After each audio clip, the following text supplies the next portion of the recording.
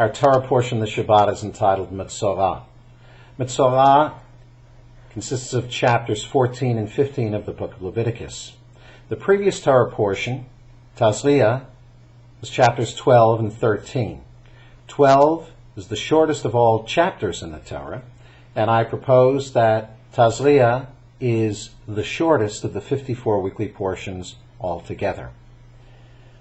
Therefore, Metzora, again consisting of merely 2 chapters, likely is the second shortest of the 54 portions. But as with Tazria, its brevity is no reflection of its significance. To begin, Metzora is the name given to the person afflicted with the disease that Tazria introduced us to. Tzara'at. Tzara'at often is translated today as leprosy. However, again, it's unlikely that it's what modern science calls Hansen's disease. Far more likely that it was impetigo or psoriasis. In fact, the name psoriasis should sound much like tzara'at. Now, in Metzora, chapter 14 continues the focus on this malady. Again, tzara'at is the disease. Metzora is the person afflicted with the disease. According to traditional rabbinic commentary, Metzora is an acronym, an abbreviation, standing for Motzi Shem Ra, that is, one who brings about an evil name, that is, a gossip. Jewish tradition, therefore, suggests that one is afflicted with this disease when one is a gossiper. And suffice to say that there are extensive rabbinic commentaries and anecdotes about the danger of gossip, how hurtful gossip can be for the person speaking it, for the person hearing it, and surely for the person about whom the gossip is being said. I'd like to propose that the affliction itself and its name is every bit as interesting. Tzara'at is a combination of 2 Hebrew words, tzal and ra.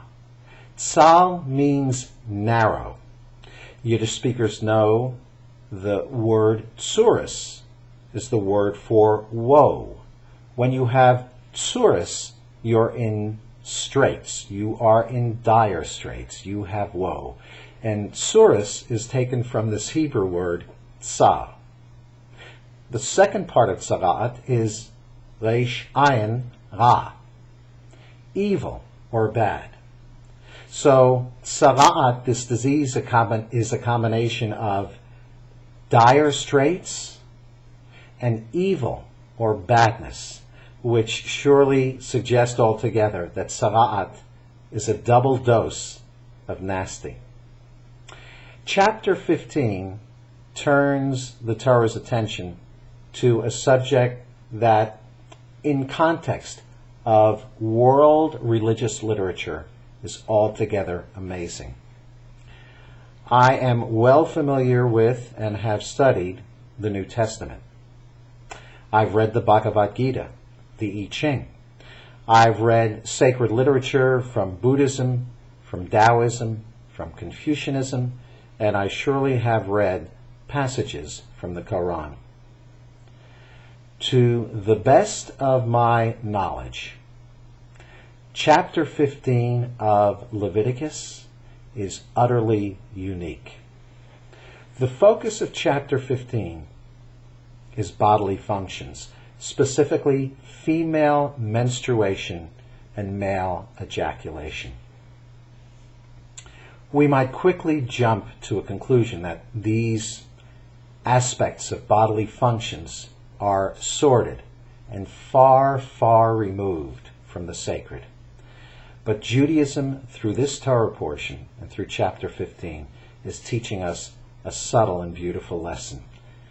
That is, there's nothing that need be deemed sordid that is natural.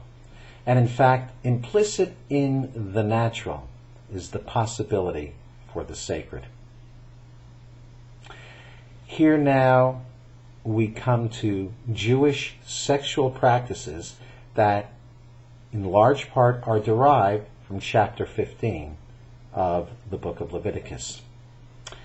This, in combination with other passages in Torah that deal with human sexuality, suggests the following. Sex with the right person at the right time is holy. Our tradition teaches us that sex on Shabbat is one of the few acts that with one act you fulfill two mitzvot. 1. Simchat ishto, giving pleasure to your spouse. And 2. Oneg Shabbat, taking pleasure in Shabbat. The biblical commentator Nachmanides proposed a holy act for a holy day. And if in this sexual encounter you should become pregnant, then indeed you have fulfilled yet a third mitzvah. Pru urvu, be fruitful and multiply, meaning marry and have children. It is the first in our tradition of the 613 commandments. Here we see a wonderful, sublime message. Judaism is the religion of relationship. To begin, the relationship between God and the Jewish people. Our covenant with God is the affirmation of that relationship. But Judaism also considers marriage a holy covenant. Our tradition calls marriage kiddushin, meaning sanctification. May all of us seek the sacred in our lives. May all of us learn to distinguish what is truly sordid and what is truly sacred. And may all of us make our lives truly sacred. Come study Torah with us at Temple Emmanuel. Shabbat Shalom.